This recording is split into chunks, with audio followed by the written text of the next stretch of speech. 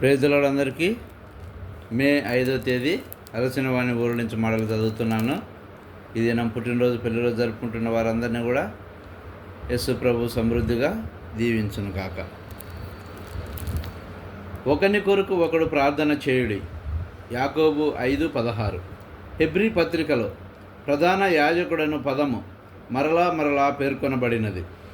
యేసుక్రీస్తు ప్రభు మన రక్షకుడే గాక మన విజ్ఞాపనకర్త, మన ప్రధాన యాజకుడుగా కూడా ఉన్నాడు.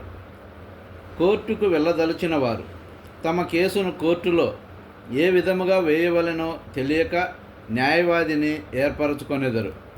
ఈ న్యాయవాదులు చట్టమునంతటినీ ఎరిగి యుందురు గనుక వారి పక్షమున న్యాయమును చేయుమని అడుగుదురు. యేసుక్రీస్తు ప్రభువు మన ప్రధాన యాజకుడుగా పరలోకములో మన పక్షమున విజ్ఞాపన చేయును. ఆయన మన బలహీనతలు, హద్దుబాటులు, పతనములు ఎరిగినవాడు గనుక మన పక్షమున విజ్ఞాపన చేయును. మనము క్షమించబడి సమకూర్చబడినట్లు ఆయన మన పాపములను కప్పివేయుడు గాని, తండ్రి ఫలానా వారిని క్షమించుము. తన శరీర బలహీనతను బట్టి పాపములో పడెను. ఎవరో అతని మోసగించుట వలన పడిపోయెను. తండ్రి అతని క్షమించుము. తన పాపమును బట్టి అతడు పశ్చాత్తాప పడుచున్నాడు. నేను అతనిని నా ప్రశస్త రక్తముతో కొనియున్నాను. అతనిని విమోచించి భవిష్యత్తులో అతనికి నేను సహాయం చేసేదను అని ఉత్తరవాదిగా దేవునికి విజ్ఞాపన చేయును. కొందరు తల్లిదండ్రులు కోర్టులో, ఇక నుండి మా కుమారుని జాగ్రత్తగా చూచుకొనేదము, అతడు చాలా చిన్నవాడు, చెడు సహవాసములలో పడిపోయెను, మేము కూడా ఇంతవరకు కొంత అజాగ్రత్తగానే ఉన్నాము అని బ్రతిమాలెదరు. యేసుక్రీస్తు ప్రభు మన పక్షమున విజ్ఞాపన చేయటం మాత్రమే గాక జయ జీవితము జీవించుటకు మనకు సహాయం చేయును. మన శోధనలలో అధికమైన బలమును మనకు అనుగ్రహించును. ఆయన జత పనివారముగా పాపములో పడిపో వారి కొరకు విజ్ఞాపన చేయుటకు నేర్చుకొనవలెను. వారిని శిక్షించి నేరారోపణ చేయుటకు బదులు వారి పక్షమున బ్రతిమాలి విజ్ఞాపన చేసేడి వారముగా మనం ఉండవలెను. ఈ దినములలో విజ్ఞాపన చేయువారిని కొందరినే కనుగొనుచున్నాము. చాలామంది కథలు వ్యాపింపజేయుటలో జ్ఞానవంతులుగా కనబడుదురు.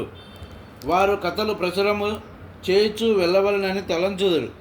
అందుకే వారు ఫలానా స్థలములో ఏమి జరిగినదో తెలుసా, దాని గురించి అందరూ చెప్పుకొనుచున్నారు అని అందరితో చెప్పుదురు.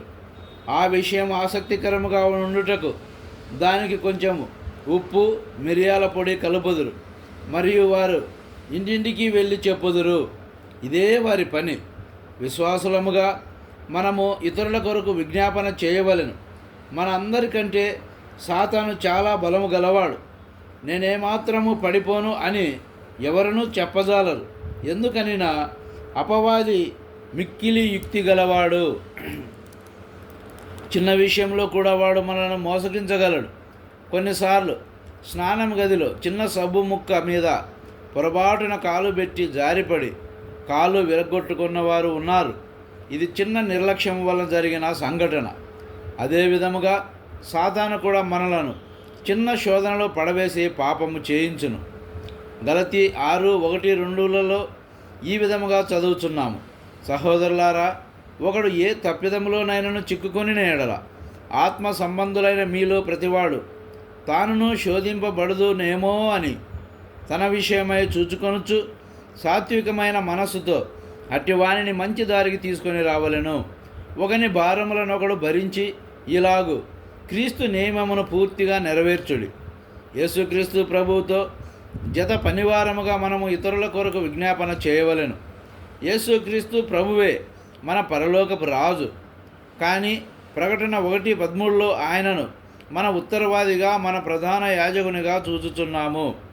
యోహాను 13:4-5 ప్రభువు ఒక తువాలు తీసి నడుమున కట్టుకొని తన శిష్యుల పాదములు కడుగుటకు పూనుకొనెను అని చూచుచున్నాము.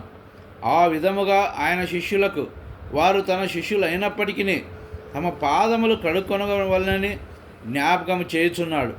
ఈ దుష్ట లోకములో వినుట ద్వారా చూచుట ద్వారా మనము తప్పక అపవిత్రుల మగుదమని ప్రభువు మనలను హెచ్చరించుచున్నాడు.